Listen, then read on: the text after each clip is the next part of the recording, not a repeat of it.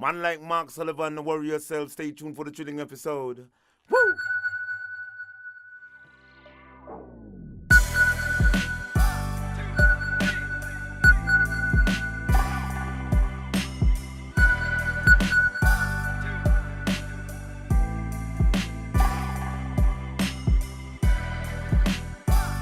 A positive mental attitude can clear away all obstacles which stand between you and your major purpose in life.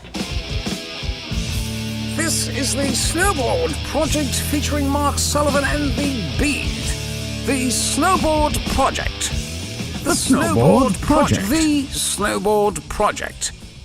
Welcome back to the Snowboard Project. I'm Mark Sullivan. And I am the Beeve, and we are here in Ketchum, Sun Valley, Idaho, in the Snowboard Project studios. Mm-hmm.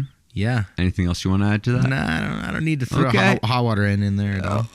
Yeah, you don't need to do that. No. Okay, so today we have Jason Borgstede. Yeah. And so Jason is a guy who was a pro rider in the 1990s, featured in Mac Dog movies. He won a medal at the X Games and Big Air. Mm-hmm. You know, he had some great contest results and video parts, but really, why he's part of the Snowboard Project is what he does today. What does he do today, Mark? He actually runs a snowboard shop, a brick and mortar snowboard shop in Anchorage, Alaska. And so to me, that's where the culture of snowboarding, where the rubber hits the road on the culture of snowboarding. It's like you can walk into a snowboard shop and really feel like you're a part of the sport of snowboarding. And he has that going on in spades in Alaska. His shop is called Blue and Gold, and I would say that he's really changing the lives of these up-and-coming kids in Anchorage, Alaska. Now, Jason Borgstede, obviously watched him all through the years growing up on the Mac Dog things. What were some of the other stuff that he did between him basically being a pro and then starting Blue and Gold? You know, I don't even know if we got into this in the interview. I think he played poker professionally. No, he didn't really. I think he did. Don't quote me on that. Okay. I guess you are quoting me on this. Okay. So we'll see. Yeah. We'll see. We'll have to ask him. I don't think we talked about poker. I don't like gambling. I could care less about gambling, so I didn't ask him about that. But I think he played poker, and then he saved some money, and he was fairly smart with his money when he was a pro, and had this dream to basically pay tribute to or just do something for the kids. He had a shop when he was growing up that he would go hang out at, and that's where he kind of got introduced to the culture of snowboarding. And so he wanted to do that for the next generation, and that's why I really have the utmost respect for Borg. And so this is not an ad, but if you're in Anchorage, definitely go buy Blue and Gold and say, hello to Jason Borgstede. Now, would you say that unfortunately the shop culture is kind of going away with online sales and with big box stores selling snowboards? Yeah, I mean the crazy thing is he started this shop up as the big box stores and the online retailers were really taking a hold of this industry, and yet he was like, you know what? They're missing something. They don't have the culture of the sport, and you can't go in there and sit on the sofa and watch a video. You can't. It's just different. It's different trying to buy online. Sure, you might be able to get better prices, but you're going to try your boots on at Blue and Gold. You're going to get sized up with the right equipment so you don't buy the wrong thing by talking to someone at a brick and mortar retailer. And that's why I'm constantly beating that drum of brick and mortar, because it's like that's where the culture of snowboarding lives, at least to me. And you're going to meet some of those great other friends and riders in that same scenario, right? I mean, I was in there, I don't know, last year, right before Tailgate Alaska, and Travis Parker was working there. No way. Literally. Just rolled in and Travis was there. Yeah, Travis was there, working in the shop. And so, I mean, those guys were friends, but, Travis was, living in Anchorage and took a job working at Blue and Gold because he was also passionate about snowboarding. Wow. So, literally, you walk into the shop, and there's also one of the, super famous snowboarder. Borgstede's famous in his own right. So pretty amazing place. An amazing guy, Jason Borgstede. All right, let's roll into it. Episode 25. Jason Borgstede.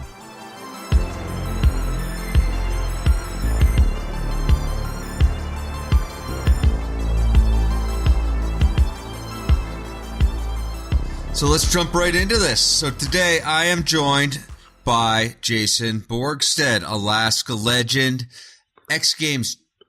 Are you the X Games champion from 1997? Is that right? Big Air champion? 98. Let's not make me too old now, because 98 is highly relevant. '97 is borderline losing relevance.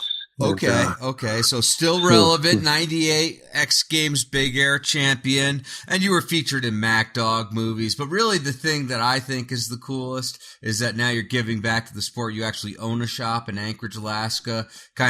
This is where the culture of snowboarding in Anchorage, anyway, and really that area of Alaska lives. The Blue and Gold Snowboard Shop.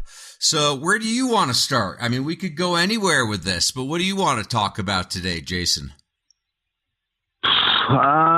Man, I am so open book here. So okay. I guess it's, I'm never at a lack of words, but I tend to let them fly a little easier if you get it kicked off. So, okay. Yeah. So and it's your podcast. It's your podcast, Mark. I think that you have some idea of what your audience may want to hear about. Yeah. And maybe they don't want to hear about how many diapers we go through in a day or certain things like that. Right. I mean, that's the day-to-day life of a new daddy and an entrepreneur and someone who's really dedicated, I would say, their lives to snowboarding. So let's start, I guess, in like the early 90s. Let's say 92, 93. You're coming up riding Alyeska, riding what was the other hill that you rode in Anchorage growing up? Arctic Valley was my main spot. It was a little resort about 10 minutes outside of Anchorage towards Eagle River. Eagle River's the town I live in or lived in growing up. And they had a military side, which is one lift with its own little lodge, and then they had the Palma side, so the crotch rocket that takes you up the hill. Mm-hmm. It would have been, we would have been super down, because rope toes are the thing now. Yeah. So back then, we would have been on a cutting edge on that game. But that's not what... Yeah, it was... People don't think of, like, when they think of Alaska riding, they think of, like, Travis Rice and Jeremy Jones, helicopters and all that. But really, that mountain was not quite like what you might see in one of those kind of Travis Rice or Jeremy Jones movies, was it?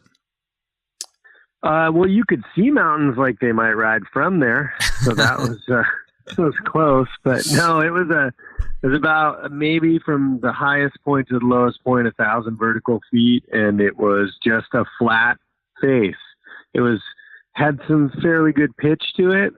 Didn't have really any grooming to it most of the time. Not at least the military side had grooming. The rest of the stuff didn't really have much grooming. So we just kind of learned to ride. That's where I learned to ride moguls. And the interesting part is I idolized Andy Hetzel because he was the world mogul champion. Still is. And, the reigning. So I remember going like, man, hopefully one day that's where I'll get. And we used to have mogul contests out at Alyeska. Really? Yeah, there would be 2 or 3 of us in the snowboard division, but yeah, we had them.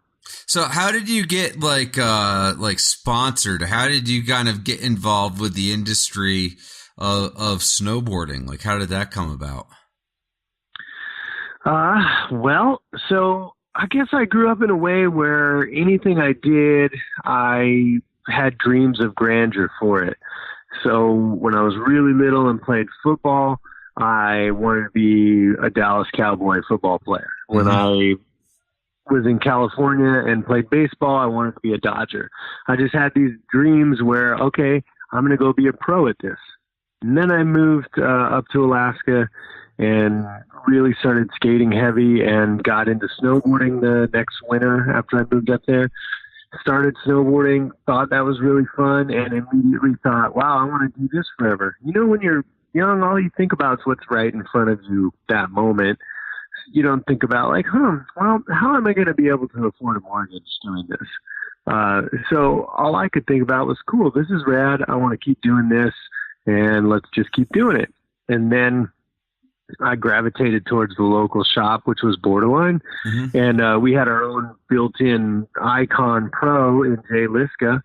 So you had a guy who would be in the shop, and then he had massive street cred because he was out in videos and he was a sponsored pro and all those things back in the early days.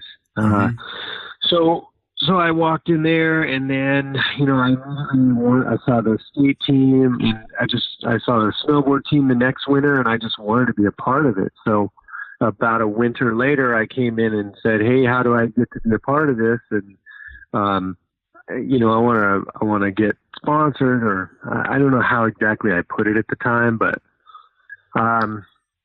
you're like, I'm going to be the next Moguls World Champion. You're looking at the next Moguls World Champion here, so you better hook me up. Something like that. Yeah, it was probably about right. Well, that's what I had printed on my business cards at the time. But future Mogul World Champion. Nice. Yeah, I think I left those at home. But so I think it was pretty built into us in that day and age that you didn't claim much.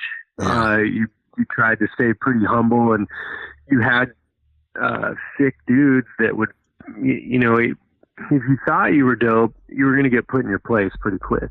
Mm-hmm. And so you just put your head down, you rode hard, and you tried to get that going, and you hoped people noticed it for trying to get somewhere. And I guess that was mainly it. Let's see. I know that what happened was I had mentioned it before or asked about it, and I think they try to kind of tell me, Scott and Jay, that, you got to get some contest results. And I had started doing contests.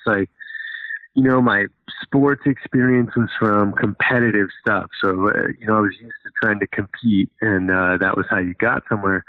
So I would go to contests, I would compete. And then I remember it was time for me it was fall of my junior year, and I was about to figure out if I was going to buy a new board. And I called them and I was like, "Hey, just wanted to check back and see if I was going to be on the team or how this worked." Or, I don't remember the words, but I asked them, and they're like, because I wanted to find out if I was going to get a discount on the board I was buying. That's mainly what I was trying to check on. Okay. And so I was like, "Yeah, I'm going to buy my board. I wanted to find out if I'm going to be on the team." And I hear Scott's the one on the phone with me, and he pulls the phone away from his ear, and he's like, "Hey, Jay, you want to put Jason on the team?" He's like, "Yeah, he's good. Hook him up." And that was that. He's like, "All right, you're on the team." And that was about how the conversation went. And from that point on, I was that was my first sponsorship, and then it started rolling from there. I still had a couple more years of high school before anything else really picked up, though. When did you get out of Alaska? When did you start traveling outside of Alaska for snowboarding, and how did that happen? That year, I had started doing decent in the contest and qualified in my division to go to nationals. And USASA was the jam back then, so we had to compete to do anything. So I did racing in half pipe and got to go to nationals in Vermont. Pretty much got last in everything, but came home with a little bit of an idea of how it worked outside. And let's see, I just kept at it, and then I started getting better and better on our local scene, and continued to get to go to nationals, and slowly started to climb out of the bottom of the ranks, and a little bit higher and a little bit higher, and then I had done a year, let's see, what was it? My senior year, I went down to Vail for nationals, and I was introduced to the Burton rep, who at the time was Mike LaVecchia, and he's like, "All right, let's take some runs." We took some runs, and then he's like, "Cool, thanks, good to meet you." I went home, and I went to Mount Hood that summer to work at camp, and he said, "All right, well, we'll make sure the Burton House gets you on some boards that you can borrow, and we'll keep an eye on you this summer," while I was a digger. By the end of the summer, I gave him a phone call from the lodge on my calling card, because there was no such thing as cell phones. Right. And I said, "Hey, just checking in, summer's over now, and just wanted to see kind of how you guys felt about things." And they said, "All right, well, we are going to put you on the factory team. So congratulations, you're in there." And so I got to skip the rep game and move on to that. And then that fall, I got my first box, and went to college here for a year while I was doing that stuff, working at the shop and going to school and trying to be a snowboarder. It seems like back then, like going to Hood was kind of a rite of passage. And you went from a guy who was kind of also ran at nationals to a guy who was on the Burton factory team after a single summer of like riding every single day there. Would you say that is true, that a lot of guys were able to make their kind of breakthroughs to the industry or to the pro level by going to Hood in the summertime? Yeah, I would say that going to Hood in the summertime was frequently, it was like our like snowboarders' version of being a skater and moving to California.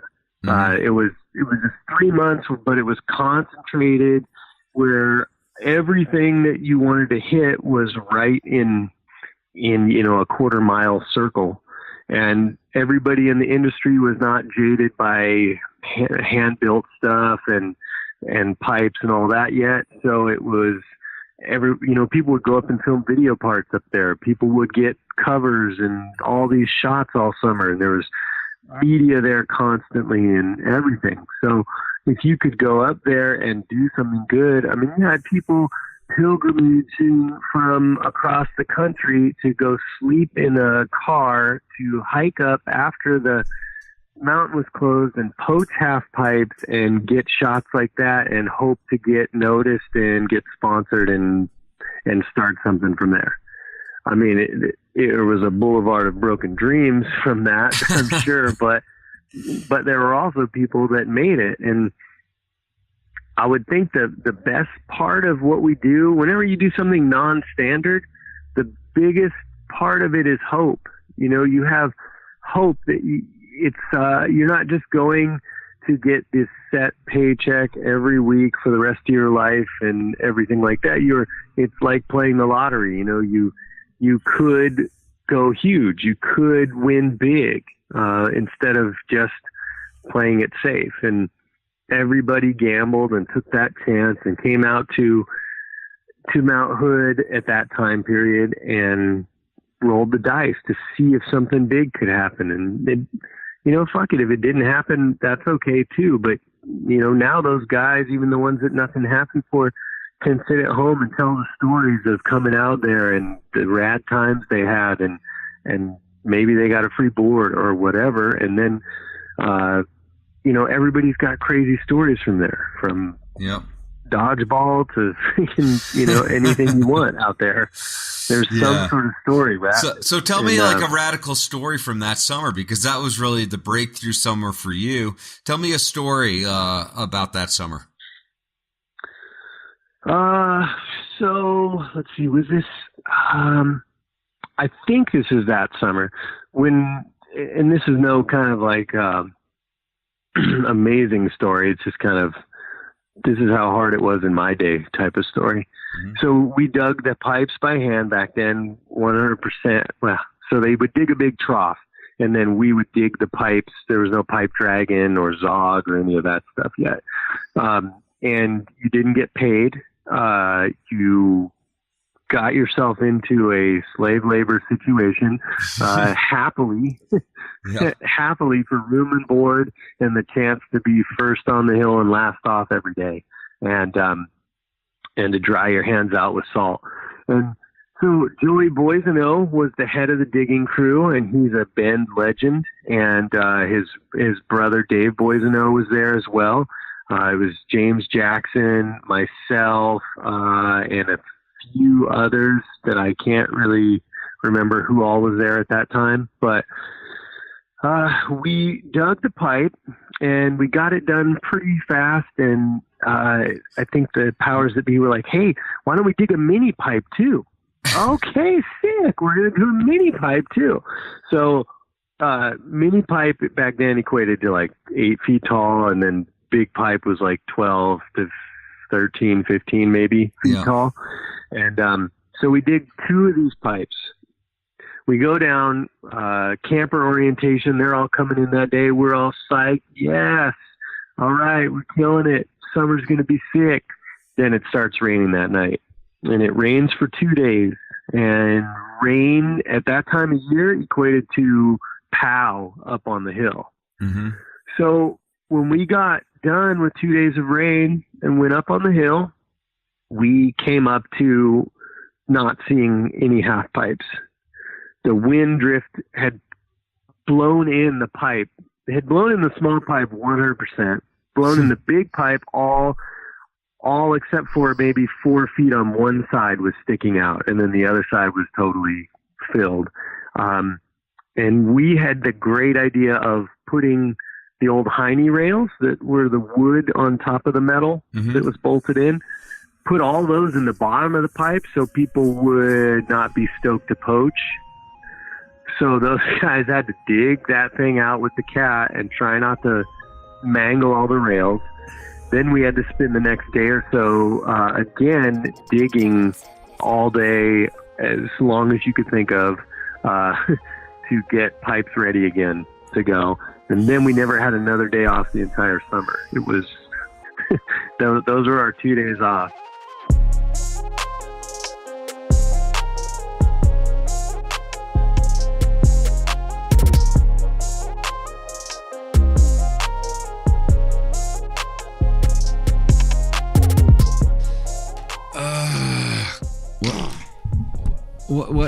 What's going on over there, Beeve? I'm just angry. Why are you so angry? I'm just an angry snowboarder. Oh, come on, Beeve. You're not that angry. We should have called up Kinger and have him cheer you up. Or better yet, we should just look at our Patreon page and see if anyone is supporting us this month. Yeah, no, let's get stoked on snowboarding, Yeah, right? I'm actually stoked all the time. Let's get stoked all the time. On snowboarding. Yeah. And you know how we're going to do that? By not being angry. No, we're going to do it by telling the real stories of snowboarding and not having advertisers influencing us. And so normally, like in magazines and like social media, there's advertisers, people like Burton or LibTech or whatever. But like part of the message then that you're conveying is their message. And you're kind of like carrying the water for these brands. And so we don't have to carry the water for anyone. I'll carry your water, I guess, Beef. You already did earlier today. Yeah, well, you're welcome. Yeah, no problem. So go to patreon.com/The Snowboard Project. We have different levels. They're outlined there on our Patreon page. Please support this independent voice in snowboarding media.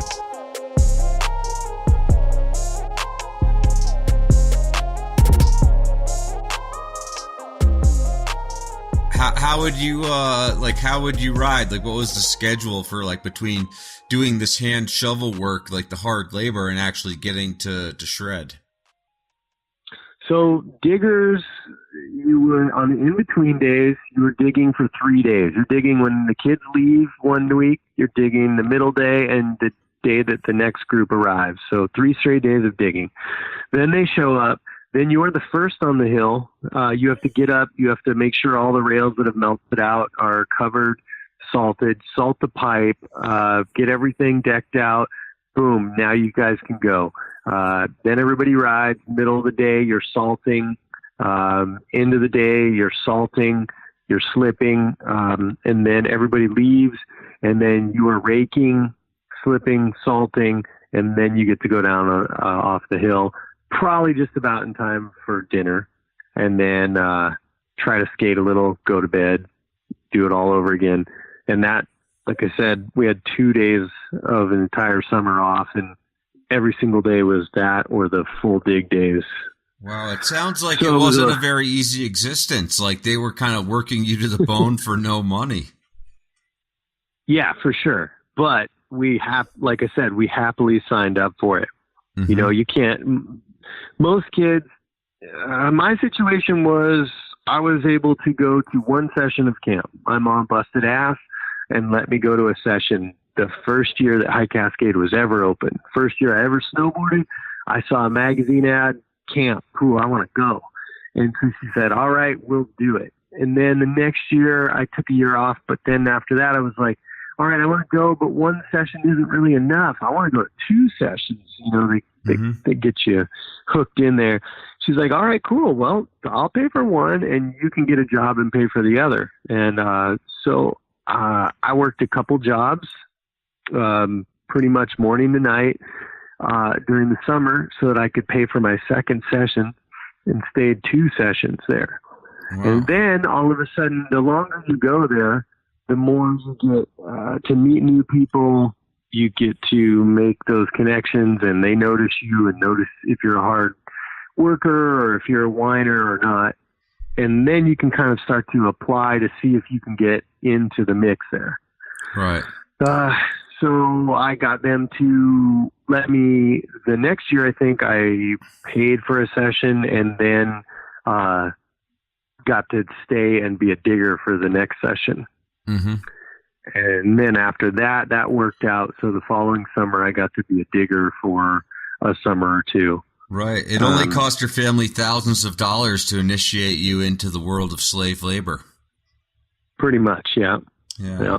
But in the long run, it's much less expensive than rehab, or a heroin addiction or meth or any of that. So yeah, I guess it paid off.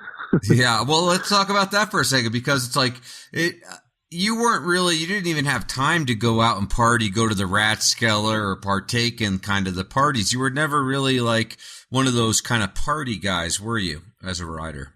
No, I've been a straight edge kid my whole life. So it just didn't really appeal. But, part being a loner kid, part being a only child, I guess, moving up here in 8th grade when you're in that formative time of friends, a lot of them had already been made. And coming into skating and discovering that right at that pivotal time in life, and getting into a bunch of, back then, all this music was punk music that was, punk back then was pretty positive reinforcement. It was pretty much like, feel free to stand on your own, be your own man, and that kind of stuff. So that was really pushed in my mind a lot. And I was just so excited about skating and snowboarding that I just couldn't even understand giving up any of that for something silly. Did you see people like who were part of that scene back then kind of throw it away, so to speak, or flush it down the toilet? No, yes, but nobody in particular comes to mind right now. Yeah. But can you hold on 1 second, Mark? Yeah. So hold on 1 second. Yeah. Jason's working right now at the Blue and Gold shop, so he has to step away to take care of customers from time to time. So we'll just call this the intermission in his interview.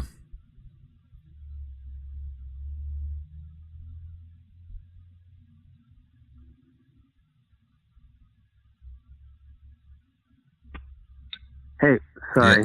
Yeah, no worries. Baby stuff going on. Okay. But so yeah, I mean, I'm sure there were tons of dudes, because so many people were into partying. Half the time I think, man, I was lucky enough to make it in snowboarding for a while, but what if everybody was super dedicated and didn't do anything but train and all that? Then who knows? Maybe I wouldn't have gotten there. Maybe it would have been too tough a competition. Maybe that's how life is in general, that we're kind of lucky that some people just drift off into other shit because it leaves an opening, and then it leaves that for some of us to capitalize on. Yeah. Then again, maybe if everybody trained, that would just be like the Olympics now. I would say that's kind of the way it is now. I mean, today you look at like what it takes to be a pro rider, and it's like they don't really go out and, party every day or what. There just isn't time for it. You have to be at the gym. You have to be stretching out. You got to be on the mountain as much as possible, and you got to make sure you're not hurt. I would say like the downside is when you do get hurt, because the level is so high now, and the drugs are so overprescribed that, maybe that's kind of the biggest challenge today as far as partying, is like the unintentional consequences of recovering from injuries. Yeah. I mean, and the funny thing is, Mark, I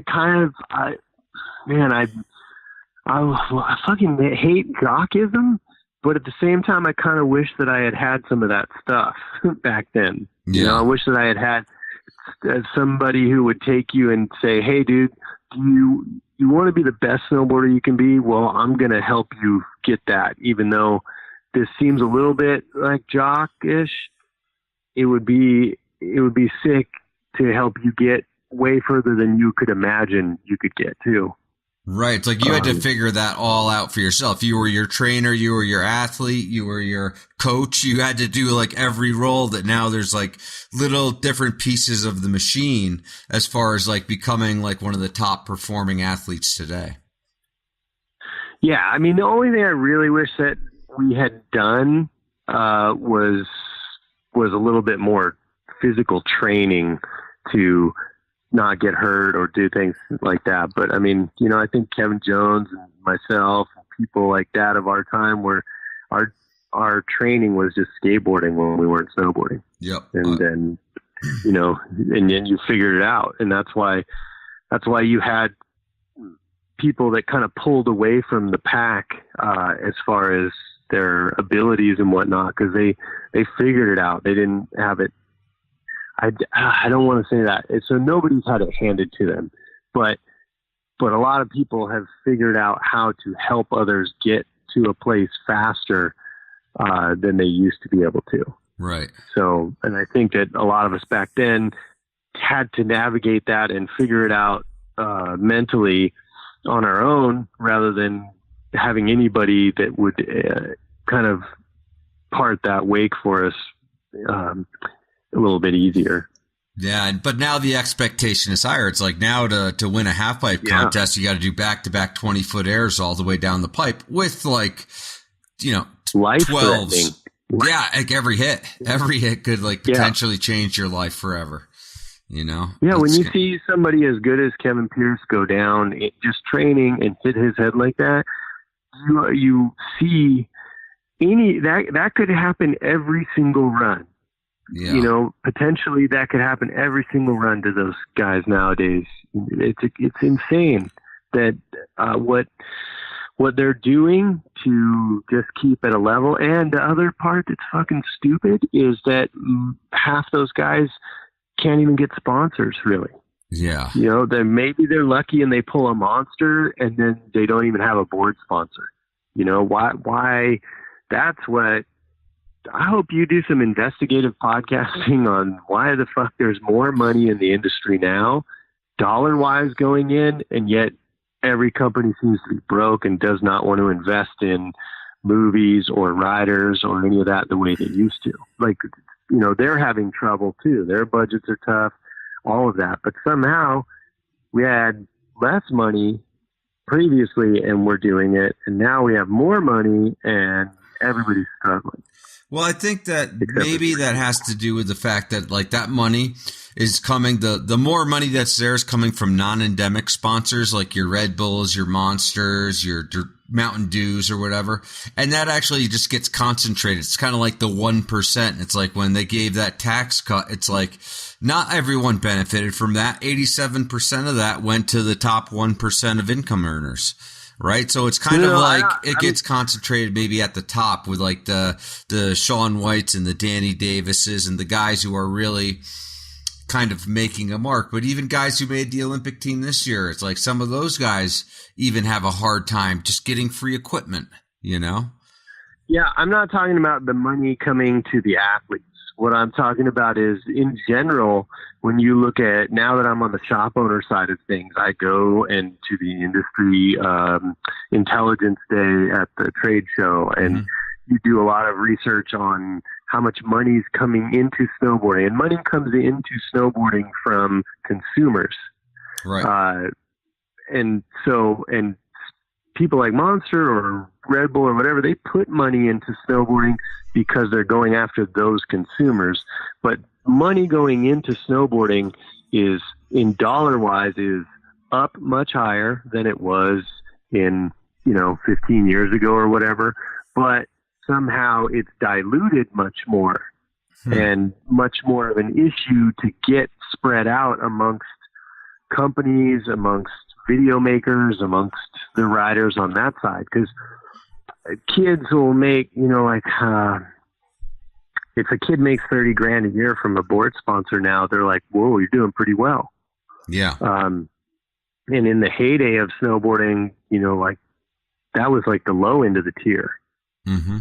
And why is that happening when there's, like I said, there's there's more people out snowboarding now than there used to be. The numbers have not dropped to a much lower number. Inflation, are we saying, has risen so much, and cost of board making? Is that what we're saying? Because most of those guys have moved their factories over to another country. Yeah. Most. So there should have saved or pushed off inflation a little bit with that side of things, but yet everybody struggles.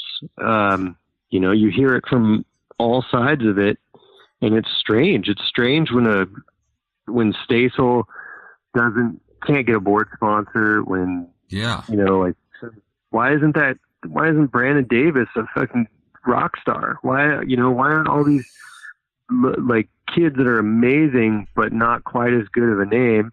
It's almost like you have to pray that you get on Burton long enough to get yourself onto something else before they burn you and toss you, and hope you get to something else big so that you can really make something happen. Yeah, but Burton doesn't even have a team anymore. It's like 7 guys total. You know, that money went to Coachella or something like that. It went to other things, though. It's not in the team. Yeah. You know, so I mean, literally, I was talking to someone at Burton last summer, and they're like, oh, yeah, our team is like 7 guys now. And it's like, back in your heyday, there were like hundreds of guys between the rep riders and the B team and the C team and the A team. I mean, there was like 25 guys on the A team at a certain point in time. You know? Well, 7 riders, you know, if whoever's telling you 7 riders, you go watch the Olympics or the X Games, and you know, like there's like maybe 2 riders that aren't on a Burton. So either they've figured out how to get all those kids by just giving them potential, you know, giving them hope that, oh, maybe you'll make the big team someday. I don't know. But how about all those young Japanese kids that are just crushing, you know, on a snowboard and are riding Burton boards? Are they not on the team? I don't know. You know, I don't know. I'm not the team manager. I see a lot of those guys on like Yonex boards and other boards that like we don't even have in the U.S. though, the Japanese guys. Yeah. But I'd say, yeah, there are probably a lot of guys on Flow, a lot of guys on the carrot on a stick program, I'm guessing. Something like that. That's what I would call it. Yeah. So, and I mean, I would, there's other companies where the team manager was like, oh yeah, this guy hit me up, and he's like going to the Olympics. He's probably going to do pretty well. Probably won't make, you know, may not make a medal. And we were like, yeah, we can get you some boards. We can get you all the boards you want, but we can't pay you anything. And I'm just thinking, you know, what a difference that is from our day or my day, where if you were potential to go to the Olympics, you know, you were practically having a pro model at that point. Right. And so you got paid by Burton at a certain point. I don't know if it was the first year of the factory team, but you got a salary, right?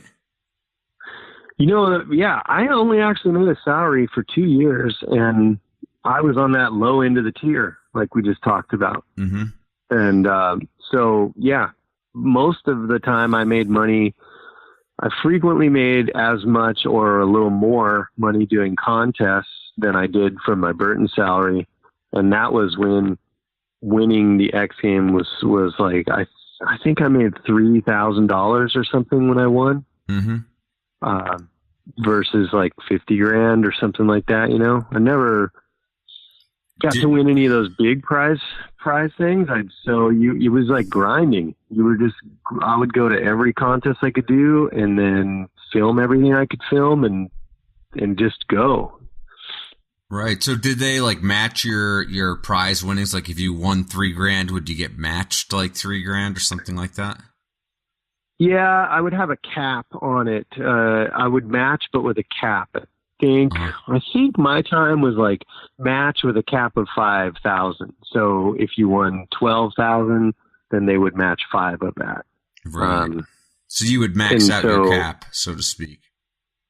Well, I might max it out it was only for an individual event. It wasn't for the year. You could just keep winning and winning or whatever, which I frequently did because I was awesome. And humble too. And humble too. Super humble. Yeah. And, well, I mean, trust me, I got handed, you know, there were a couple guys there that made sure that I was handed second, third, 12th, 15th, whatever, all the time. So it doesn't matter how good you do one day. The next day, there's somebody there just as sick or better than you will kick your ass any given day. I mean, when you have Peter Line, there's no chance you can ever feel like, yep, I got one in the bag. Yeah. You know, when you have Kevin Jones there, you're like, cool. Maybe I can fight for second today and hope he falls.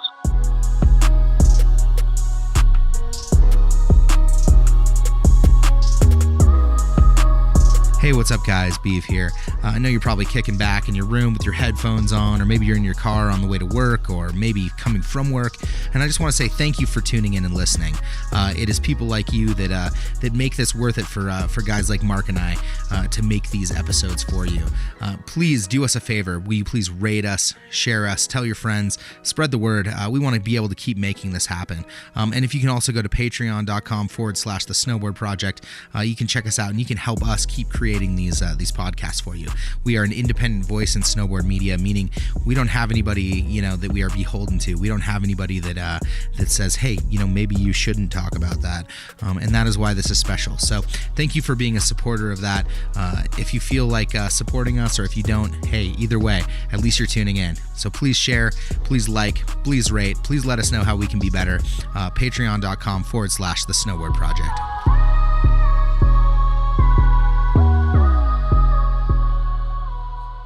Yeah, but then you got into filming. So how did you get into like filming video parts? I would say. Were you filming yourself, or were you being filmed by other people? It started in the earliest days. We would film ourselves, but then when I moved to Tahoe, it wasn't really filming each other much. It was just going and trying to do local contests and try to meet people. And somewhere along the line, I met a few really small filmers, maybe from Mount Hood even, and got to do some small little video parts. And then in 96, I went to the U.S. Open and did the Big Air, and didn't place or anything, but did well enough that MacDog was there filming, and we got an introduction, and he was like, hey, call me when we get back to Tahoe. And so we got back there, and I called him, and I got to go out once or twice and got a shot in the credits of the movie. And then the next year we started really filming, and then getting I also got a couple things in his video magazine when he was doing the video mags. Mm-hmm. Okay, but then you ended up having a number of video parts with MacDog, didn't you? Yes, he was very charitable. Well, I'd say that you had to do the heavy lifting. He just pulled the trigger, and you had to put your neck on the line, so to speak, to do that. And that was like, was it more backcountry stuff back then, or was it kind of a variety of like park and in-resort type stuff and stuff you did in the backcountry? Well, those guys weren't as picky at that time about it. It was like starting to move in that picky era or in direction. I mean, so in the beginning, we could easily go out and film a shot in the park if you had a good shot. Or, like he would film anything that was sick. Cool, let's film it. And you would try to get in there. And then they did my first clip in that spring session was a backcountry clip. Mm-hmm. So they took me back, but I didn't have my own sled for a few years. So, I didn't get in on all of that stuff. And a lot of my stuff would be, I'd go to Mount Hood in the summer and hit those big jumps at the end of the pipe, and either Kurt Heine or Ross Steffi would film and get me some shots there. Or I'd get invited to go to Summit when there'd be like 4 or 5 guys, and Gunny would make a line of jumps, and you would just see who could get something good on it. Yeah. So, what was your, like, the highlight of your filming with MacDog? Like, what's like the best trick or the best part kind of that you were a part of back then? Amp is probably my best part. But I think it was super cool to be a part of Decade. and Technical Difficulties, which are two movies that most people remember or reference in snowboarding. Mm-hmm. I would say the coolest. There was a lot of cool stuff. The coolest trick I think I ever remember is the first trick. So I get ready to get torched, but I at the time felt like I invented a trick because I had never seen anybody else do it. Ooh. And it getting hot and in it here. was, yeah, it's getting hot in here. But it was a fakie 360 backflip. And so essentially I had figured out how to do a half cab backflip, and I figured out how to do a backflip backside 180. And I thought to myself, like, what if I... Oh, you're blowing up. Or is that me blowing up? That's you. Yeah. Wow, that's crazy. How did that even come into my headphones? That's weird. Okay. Anyhow, sorry, that was me. So anyway, so I figured out maybe if I could combine the half cab backflip with the backflip backside 180, just when I'm upside down, transition into it and do that, then I could come up with this new trick. And so I worked on it a little bit, and the day that I was at Squaw and we had this double jump line, which was a sick training ground, and everybody who was living in Tahoe would be there every sunny day just throwing down. And so it was like our skate park, you know? And so I got in there one day and Mike came up and I was like, hey, Mike, I think I'm going to try this trick. And so he started filming, and lo and behold, I landed one, and it was the first one I ever landed, and he got it, and it's in my video part. So it's cool to be like, the first one I ever landed is right there on film. So did that become the rodeo flip? Is that what or backside rodeo? No. What did you call that? That was the Borgstede. Borgstede, okay. So half cab, 360. Explain that one more time so I can think it through. Yeah, basically it's a switch rippy flip. Okay. So a backflip with a 360 and you're going switch. Yeah. So fakie to fakie 360 backflip. But he does his more kind of like side angles, and mine is really straight up and down. You know, think half cab backflip, and then combine that with where you would be in the middle of the air if you did a backflip backside 180. Well, nice. Combining tricks. That's kind of the future. So we were like, what should I call this? It's let's come up with something fucking funny and make fun of it a little bit. And so I called it that, and I think we were making fun of Jim a little bit, and I wasn't going to call it a Borg flip, so we thought, what sounds funny? Maybe it didn't really sound funny. Maybe it just sounded like another arrogant naming of a trick. I don't know, but the intent was to be silly with it, and whether that came across or not, I don't know. I'm not the judge of it, but anyway, that was my shit. Did that for a while. That did well for me because the backside 9, I had been doing that for a little while. You can't do the same trick forever, so you got to come up with something new, and that was another big air trick. Yeah. And now you'll find a 13-year-old girl doing 2 or 3 of those off of any given big air jump in a contest. Right. I mean, it has progressed a long way. But I'll tell you what, we saw a resurgence of the Rippy flip last year, and I'd say the Borgstede is probably a step above that, maybe, as far as the technical difficulty goes. Maybe. I don't know. Hopefully I'll do another one this year. Okay. So let's talk about but then after like filming with MacDog and stuff, you partnered up with Jesse Bertner and made JB Deuce, which was like kind of like shining a spotlight, I guess, on like guys from Alaska or guys. I mean, how did that come about? And like, how did you like make those movies and decide who would be in them? Well, so Jesse made movies in high school. I made a movie my senior year with my friends, and we showed them at a premiere for a big real movie in town. And so we kind of had it in our minds that each other made these.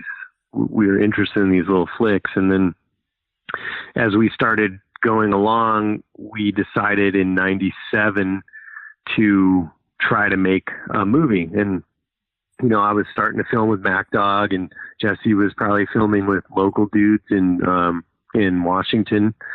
And we just decided, like, hey, that's cool that we do this, but you know, Mac Dog's pretty serious. It's pretty like, let's, you know, straightforward and cool. And I was more goofy and more like the precursor to robot food style. You know, that was more my style. Mm-hmm. And we just were really down with repping Alaska, and our shop, you know, we were really closely tied with Borderline. So we just thought, well, let's make a movie. And we both skateboarded in the summer. So we filmed skaters. We took any stuff we filmed of ourselves. We were very do-it-yourself back then. And, you know, we didn't wait around for a filmer or wait around for Mac Dog to call me. We would just be out filming whatever we could, whenever we could, and decided to put it together. Mm-hmm. And so we did that. We put it together. We closed down the end of the mall where Borderline was at, put up folding chairs and a projector, and played the VHS tape. And I think like 300 people came to the first showing, and then it was off to the races. It was well received, and we just kept going. It was a way for us to have our view of what we wanted to do, or the way we wanted to be presented, and to represent the local scene. It was always about showcasing local talent. Mm-hmm. And, you know, some of that was ourselves, and some of it was total unknowns that nobody knew on any of the teams or anything. Yeah, but like a lot of guys got their break from that. Name some of the guys who like got their first exposure working with you guys. Probably Pete Iverson's a good one. So Pete ended up going and riding for Ride snowboards and winning contests. I know Bobby Ray had some good stuff. Skateboarding, Adrian Williams and Micah Hollinger. Those guys both went on to be pros. Jerry Smythe got the Thrasher cover. Who else? There's Mark Landvik. That's probably the most well-known person. John Cooley. Both guys got pro models and had or are still having sick careers in snowboarding. Mm-hmm. Who else? I know there's more, but my brain's spacing right now. Yeah. Okay. And then, you know, it seems like that's kind of a similar idea or somehow related to you actually opening up a brick and mortar snowboard shop in Anchorage. It seems like that, you know, by, you know, being the kind of shepherd of the local culture is something that really continues to this day, as far as like the Blue and Gold shop is where, you know, the rubber hits the road as far as the culture of snowboarding in Alaska. You know, the thing that I saw was that you know, when you go back and you try to pick apart your life and what was important and what may have led to the big things, you know, I mean, could I have been more lucky to have had a career in snowboarding? I don't think so. I don't think that anything could have brought me that much happiness in life. And so I go back and try to pick apart what helped me get to that point. And I felt like the local scene gave me this place to flourish and feel confident and go for it and try to make something happen. And that scene was rooted in Borderline and the family environment we felt, or community environment we felt through Borderline. And so I felt like that was really lacking when Borderline went out of business around 2006. And I just felt like that was pretty lacking up here. And I wanted to just keep being able to be around snowboarding and skateboarding every day instead of working at a restaurant waiting tables, which I did for a number of years, or all these other jobs that I've done. I just wanted to be able to be around it all the time, every day. And so how could I do that now? Well, I guess my number's probably just one digit off because everybody calling me to get me a Legacy Pro model can't get a hold of me.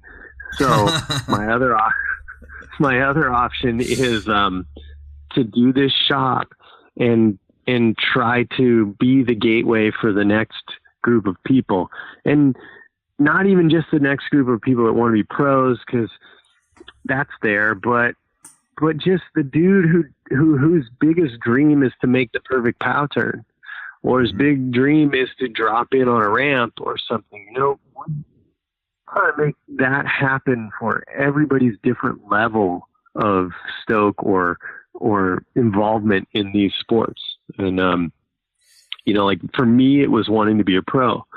For Joe Schmo, it might just be getting out in the backcountry in Valdez and taking a big run. And that's going to make a lasting memory for his life.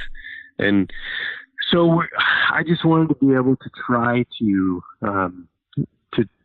have a venue and a focal point for the community so that they could have that stuff happen for them. I mean, how do you compete, though, when you have people like Backcountry.com and you have Evo and all these people who can, and the House, and all these people who kind of offer like these discount programs that I imagine with rent and employees and overhead, that it's like kind of hard to compete with people who are just going on price and have warehouses in the middle of nowhere, let's say. Yeah, I mean, I imagine everybody has their struggles, and this is our struggle. I could make more money at the restaurant waiting tables, to be honest with you, but that's not where I'm going to be happy. Yes, this can be tense and stressful and whatnot, but there's nothing else I'd rather be doing than being at the helm of my own ship and doing something that I know is going to leave the community better than I found it. That's the whole goal. And so when you ask how I compete, it was like 6 or 7 years ago, I was writing down all these notes about how I wanted the shop to work, how I figured it would happen, and the approach I would take. And I didn't know the business side. So all these notes are about, hey, we'll do these events. We'll make people feel like this when they come in, and we'll give them this experience. And it was all the things that I felt like I got or were important to give to somebody to make their experience rad when they're into it, when they come into snowboarding or skateboarding. And so I don't think that Zoomies or PacSun or the fucking House or any of that, those people give two shits about my local scene.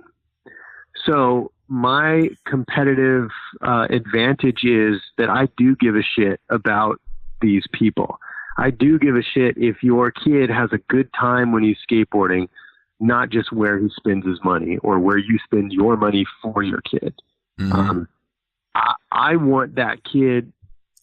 There's so many things to go on here, Mark. Yeah. Those places suck the fucking life out of your scene.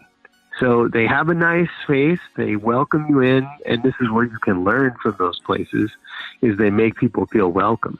But they don't know shit about it, and they don't give shit back to anything. So A, fuck them, and B, that's how we're different. That's how we're different.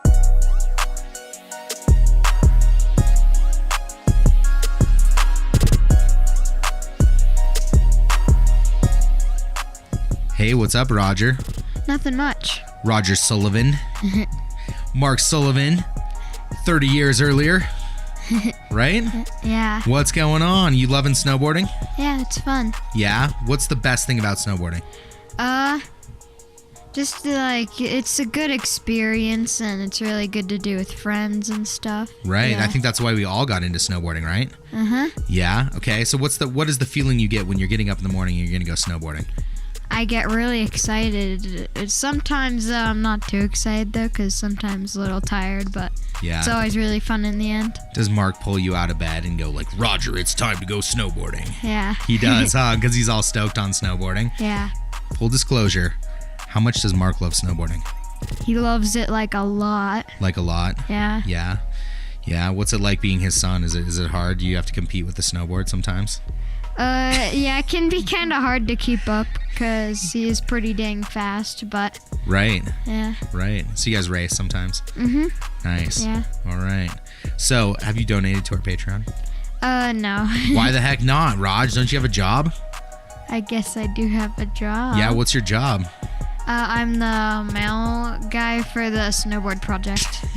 Wait, you're our mail guy? Yeah. Oh, well, at least you didn't get intern position because you'd be making me coffee, right? Yeah. Yeah, and that job sucks. Anyway, so you haven't chipped down a couple bucks?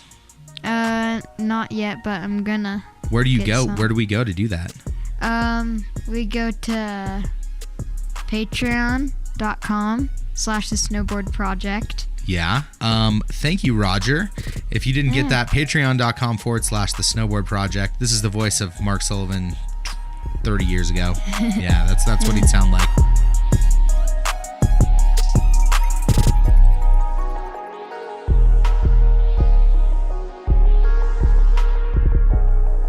Okay, so let's talk about some specific things you're doing, some kind of skate events or different contests, or what kind of stuff are you doing to engage with the kids in the local community?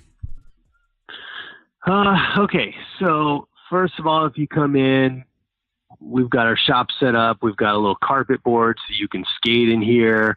I'm going to when we put together a board, we talk you through the entire process, beginning to end, because there's all these portions of skateboarding that you want to know, but when you don't know them, that's what makes you feel lacking confidence or like you don't belong. So we try to bridge that gap right off the bat. This is what this part is called. This is how this works. This is why. And we go through that. Then we do events. We do speaking engagements with avalanche awareness people. We do splitboard talks where Jamie Van Lannen comes in and talks about splitboarding all over the world, as well as he shares all his secrets about the front range right here outside of Anchorage and all the secret spots to it that you can get to in 20 minutes after work in the spring. And says, hey, dude, I don't care about secret spot. I want you guys to enjoy snowboarding, and this is how I can help you do that. We do skate jams outside, and I build all this stuff, put it out there, let people skate it. I throw skate park contests in the summer. They're always free. We give away a ton of stuff. Everybody leaves with something, not to mention huge like sponsor packages and all this stuff. And the funny story now is we're getting hit for permits and all these other things to hold the events at the skate park. And I'm like, hey, dude, we're a small business. We're not making anything off the event, but you want me to pay $250 to hold an event that's free that I give a bunch of stuff away at? That's crazy.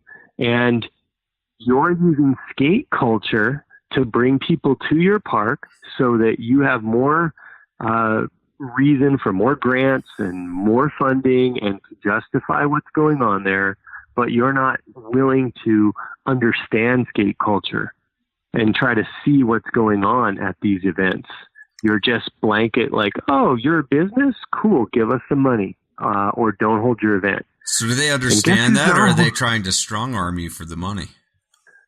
No, some are understanding it. So the Girdwood Skate Park guy is amazing, and he pushes. There's little known fact. There's when you get your permit, there's also forms you can fill out to waive fees, and those guys really push to have all of our fees waived because they know that we're pushing their park, we're giving it exposure, we're giving it a positive name, we're doing something good for their community.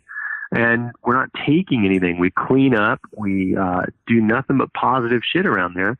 And so they push hard for us, and it's awesome. And then you have other parts where they want 10% of your revenue, your gross revenue on anything you sell when you're out there.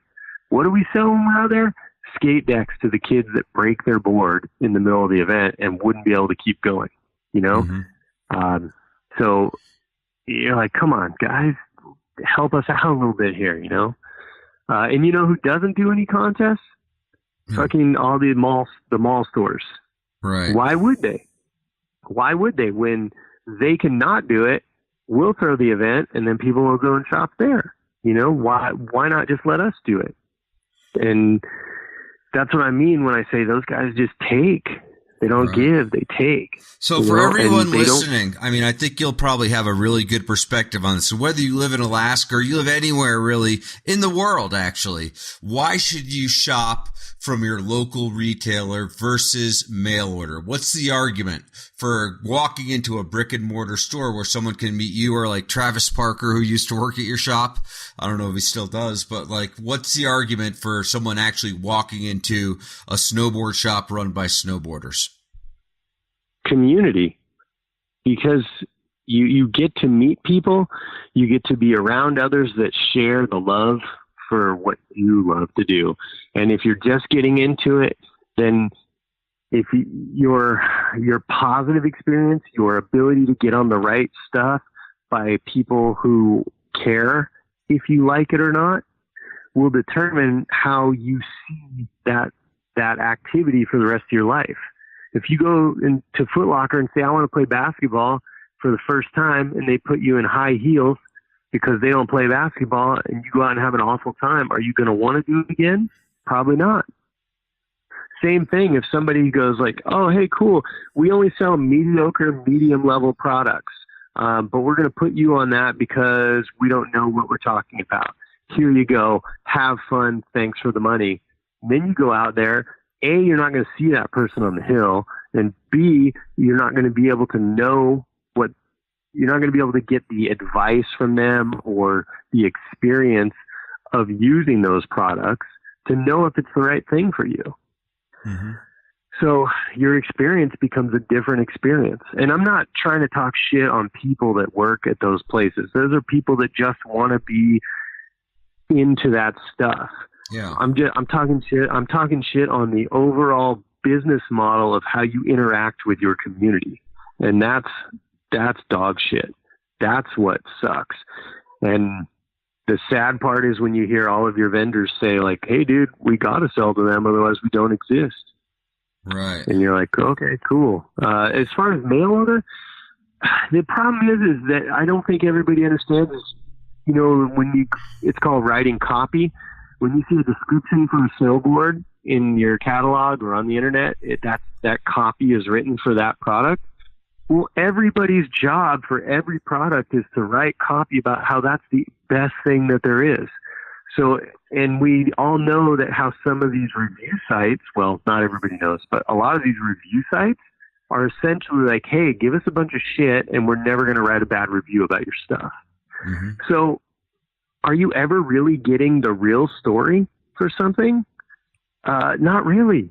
So if you go to buy a snowboard and you read 20 different snowboards, we've had people come in and go, yeah, I want this board. I'll buy it from you guys if you have it, but I read it that it's the best. And you're like, you have size 12 feet and you're basically trying to buy a race board.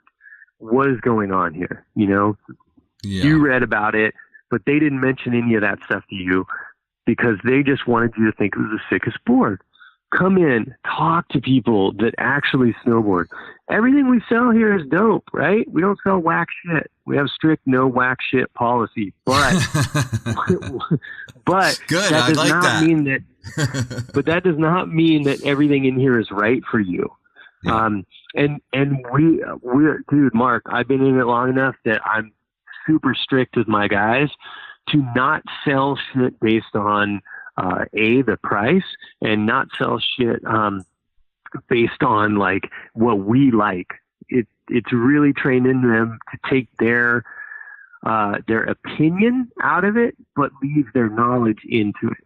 Mm-hmm. So we ask a shit ton of questions. We want to know what you want to do, what your goals are on a snowboard or a skateboard, and then we're going to solve that problem. We're going to find a solution to that for you that fits. And right. because our job is to give you the best experience you can get. And I think that a lot of shops, so when nobody liked skateboarders and snowboarders, we banded together and said, all right, fuck all you guys. We circle the wagons, we take care of ourselves. And then when skateboarding and snowboarding became cool, a lot of core shops decided like, oh, okay, well, you want to be a part of our stuff now? Well, screw you. We're now the cool dudes and you can't be a part of our club. And that makes people feel unwelcome. That makes them turned off to it. And guess who's waiting for them when they're turned off to that? The mall stores, the online stores, those places. You're not going to feel intimidated to go in there. Yeah. So, because you're probably going to know more than the people working at those places, or as much as the people working at those places. No. Well, a lot of new people is what I'm kind of talking about. Yeah. If you're like the core shop and you're like, you got your nose turned up and you want to make sure people pass the cool test before you'll hang out and talk to them, then yeah, the people who've been around forever and know a lot about their stuff pass that test. But what about the kid who's like, oh, I tried snowboarding once on my friend's board. I'm kind of interested. And you're like, you're fucking lame, kid. What are you doing? Fucking poser, and what is that going to help, So that kid feels intimidated and leaves. And then you lose business. And then your shop goes out of business, And I think that I heard a lot of people say in the early times when I was doing research for the shop, oh, I shop at these places online or I shop at the shitty mall store because they're not dicks, because they're nice to people, because they're helpful. And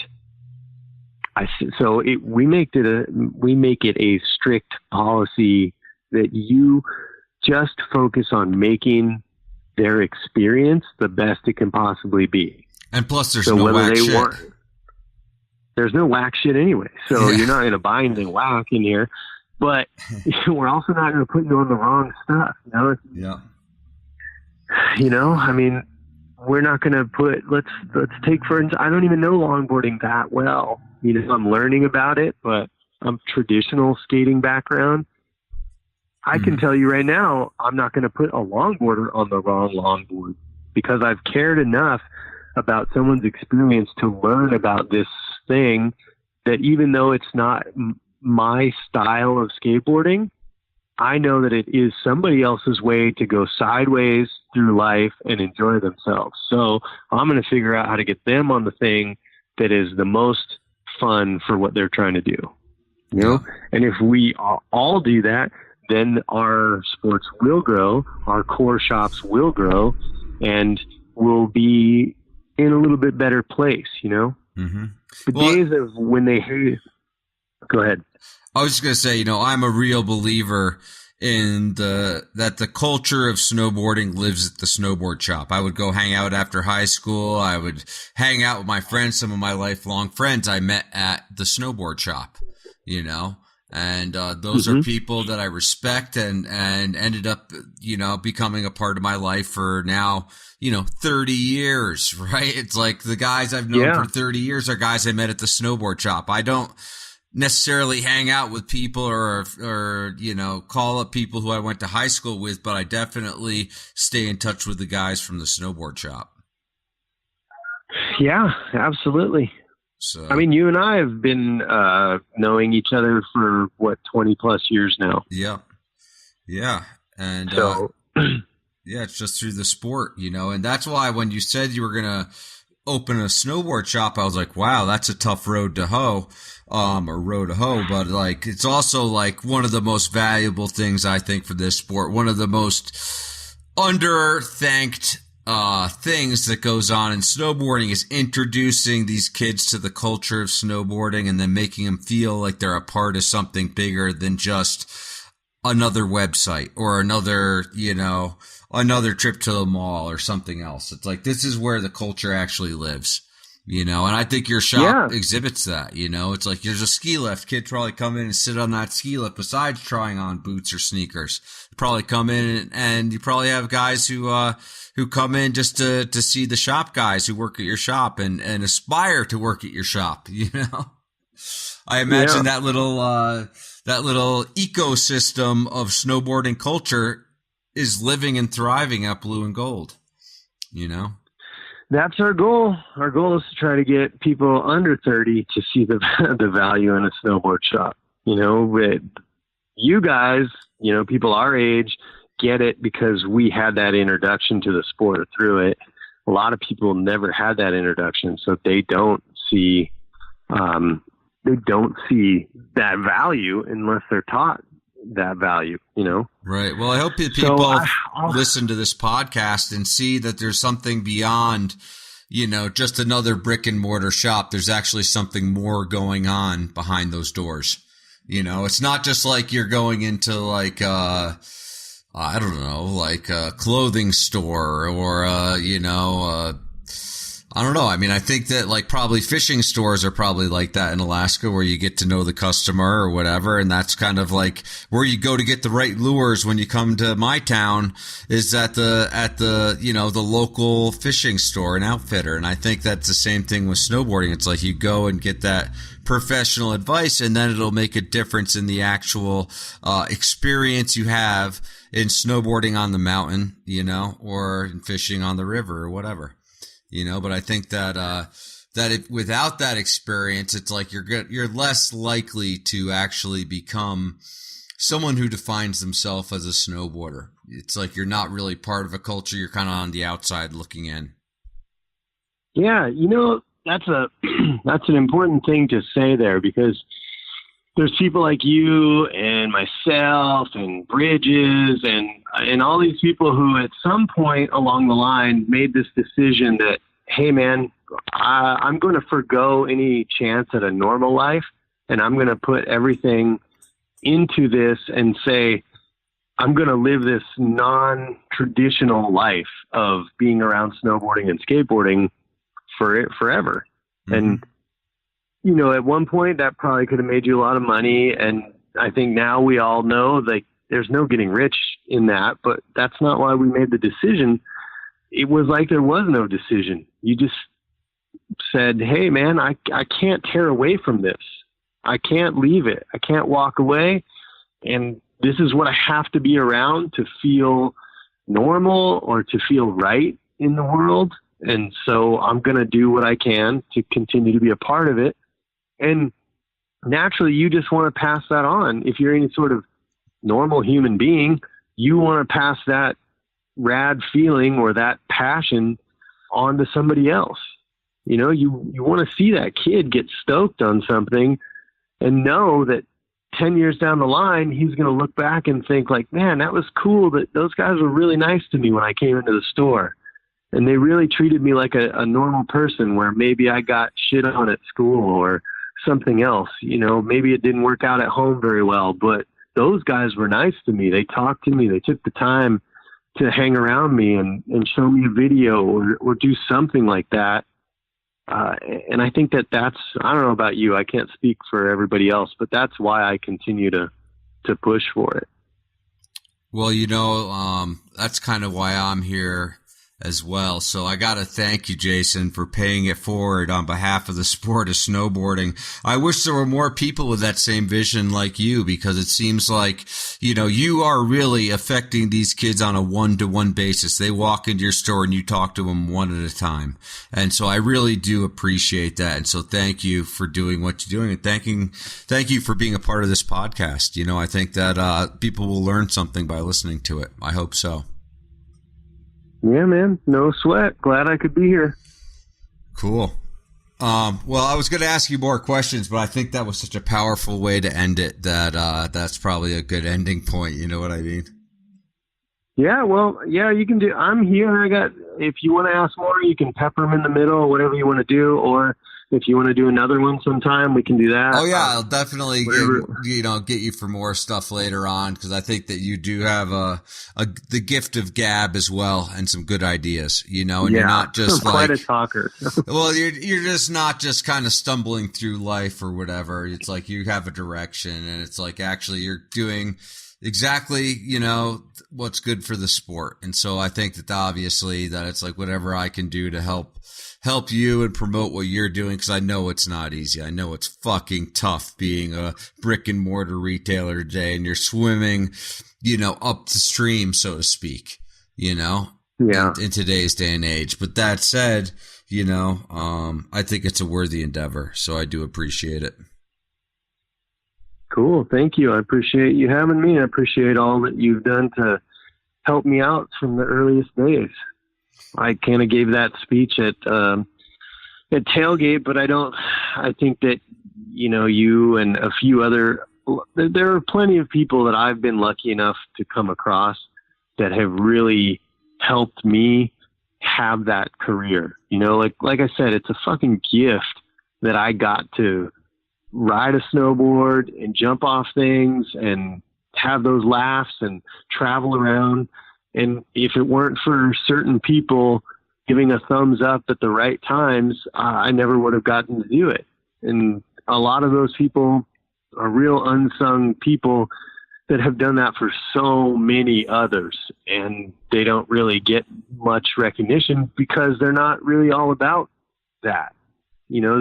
If you're doing all that for other people, you're not so much about yourself. You're not the narcissist that a lot of us pro snowboarders become, or you don't touch on that point inside of us. I try to not be too much of one, but once you get a little taste of somebody being like, "Hey, you're awesome," you're like, "Wow, thanks, man. That feels good to hear. I appreciate that." And you start drinking the Kool-Aid. I look forward to hearing it again. Yeah. I look forward to hearing that from the next person. All right. Yeah. But really, and then I just try to do the same thing. I try to push all my kids to the reps and the sponsors and do what I can to help them get an interview or something so that they can be that dude. And I learned that from all the people above me that helped push me into that spot. And, so anyway, I appreciate what you have done on my behalf through the years. Cool. Well, it's my pleasure. And honestly, it was because you kind of deserved it. You showed back then that it's like you had your heart in the right place. And look at you, you're the one who opened the shop. Out of all the other guys I gave the thumbs up to, you're the guy with the shop today. So I think I was actually right. Right? Let someone call me out for being wrong, because I don't want to be right if that's the case, Yeah. So, cool.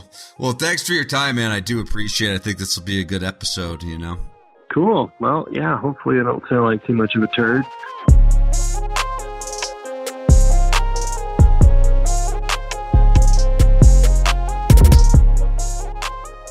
On behalf of Mark Sullivan and the Beeve, thanks for listening to the Snowboard Project. Remember, ride fast, take chances, dream big, and take action.